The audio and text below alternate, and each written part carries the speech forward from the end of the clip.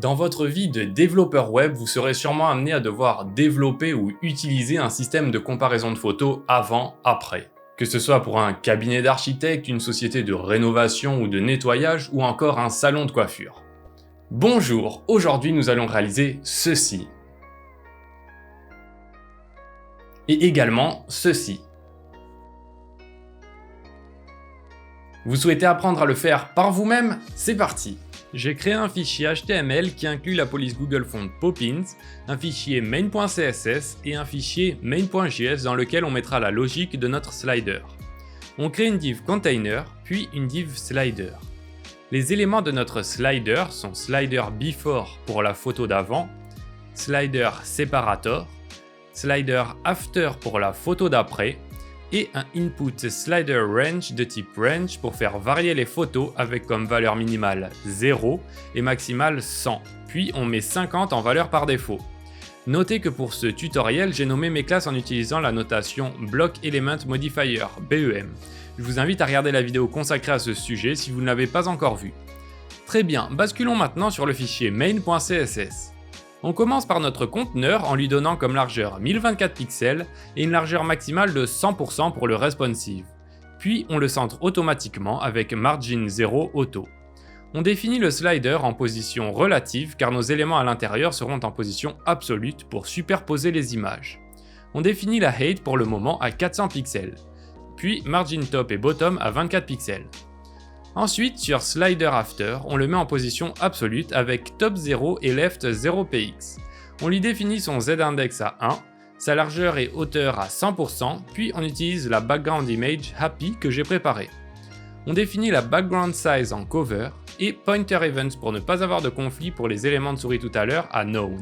Puis sur notre slider before, on met la position en absolute top et left à 0, on met le z-index à 2 pour qu'il soit par-dessus l'image d'après. On met sa longueur pour commencer à 50% et sa height à 100%. On utilise la photo SAD en background image, background size cover et pointer events known pour toujours ne pas avoir de conflit. On a bien nos photos par contre, le slider n'est pas responsive. Pour le rendre responsive, on va devoir retourner sur notre slider et plutôt qu'utiliser une height en fixe, on va utiliser un système de ratio. On passe la height à 0 et on définit le padding bottom à 66.66667%. Pour calculer ce pourcentage, c'est très simple. Mes photos font 1500 par 1000 pixels. Pour avoir le pourcentage, il suffit de faire hauteur sur la largeur fois 100. Vous voyez comme maintenant le ratio est conservé au resize de notre écran. On va rajouter du texte pour afficher avant pour la partie de gauche et après pour la partie de droite. Sur Slider Before, on ajoute la pseudo-classe Before. En Content, on écrit avant. On le met en position absolue, left à 8 pixels et top à 8 pixels pour le décoller du coin. On fait la même chose sur Slider After. On utilise toujours la pseudo-classe Before, Content après, position absolue, right 8 pixels et top 8 pixels. Pour rendre notre texte plus beau, on va utiliser la police qu'on a importée. On retourne au début de notre fichier CSS, on utilise la font family Poppins sans serif.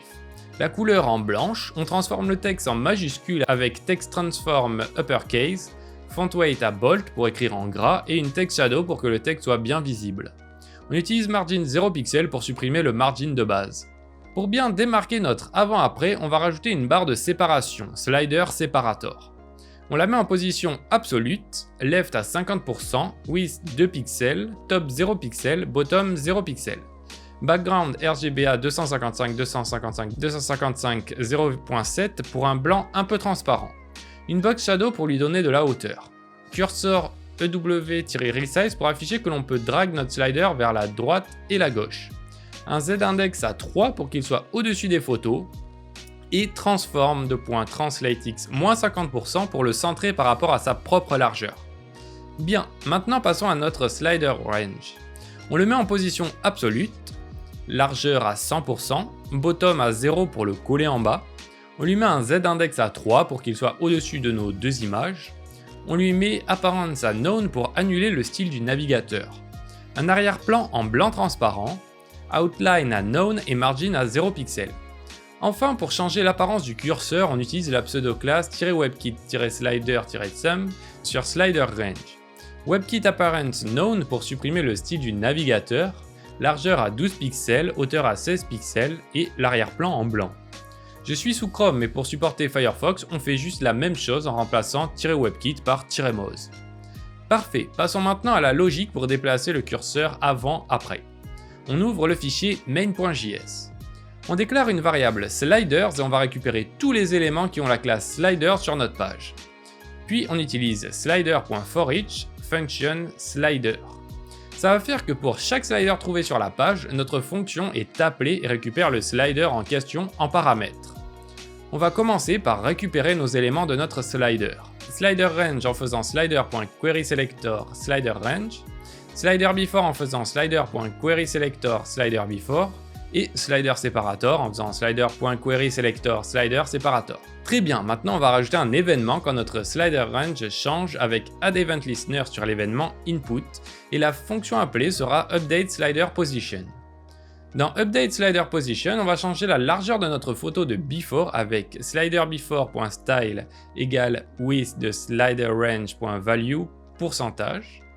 Puis on va changer la position du séparateur avec sliderSeparator.style égale left sliderRange.value pourcentage. On peut maintenant tester et on peut bien voir qu'avant que vous vous abonniez, je suis triste et une fois abonné, je suis hyper content. On peut aussi voir que le avant reste visible. Pour le cacher, on peut rajouter overflow.hidden sur sliderBefore. Avant de voir comment gérer le drag and drop sur notre barre du milieu, créons un deuxième slider qui est une copie de notre slider, sur lequel on lui rajoute le modificateur slider Tokyo. Dans notre CSS, on va changer pour slider Tokyo slider before l'image d'arrière-plan avec Tokyo lumière éteinte, puis pour slider Tokyo slider after l'image Tokyo lumière allumée. On s'aperçoit que notre code JS générique rend notre deuxième slider déjà fonctionnel. Sur Slider Tokyo Slide Separator, on utilise la pseudo-classe before pour ajouter un rond pour montrer que l'on peut déplacer notre séparateur. On utilise content à vide, width 32 pixels, height 32 pixels, border radius à 50%, border solide 2 pixels white, position absolute, top 50%, left 50% et un transform translate -50% pour recentrer l'élément horizontalement et verticalement sur lui-même. Ensuite, on cache le slider range pour ce slider avec display node. Pour ajouter encore plus de cachet à ce deuxième slider, on utilise slider Tokyo slider before .before et slider Tokyo slider after .before, top 50% et transform translate y -50% pour recentrer verticalement par rapport au milieu de notre élément. Un background en rouge semi-transparent, padding 8 pixels pour en haut et en bas et 16 pixels pour la gauche et la droite. Puis border radius de 8 pixels pour lisser les angles et enfin margin left à 8 pixels et margin right à 8 pixels pour espacer les bords. Dernière étape, repassons à notre code JS. On va faire en sorte que quand on clique sur notre séparateur, l'image se déplace. On commence par déclarer une variable isDragging qu'on définit à false. Puis sur slider separator, on rajoute addEventListener mouse down pour écouter quand on appuie sur le séparateur. Puis dans la fonction, on va juste mettre isDragging à true pour savoir qu'on est en train d'appuyer dessus. Puis sur le document, donc notre page, on va utiliser addEventListener sur mouse up pour voir si l'utilisateur a relâché le bouton de la souris, n'importe où sur l'écran. Et puis dans la fonction, on définit isDragging à false. Pour finir, on va rajouter sur document addEventListener mouse move pour savoir quand la souris se déplace sur la page. Puis dans la fonction, on rajoute le paramètre E pour récupérer les informations de l'événement. Dans la fonction, on s'assure qu'on a bien le curseur d'appuyer sur la barre avec if isDragging, puis à l'intérieur, on va déclarer let sliderRect égale slider.getBoundClientRect pour récupérer les informations de notre slider.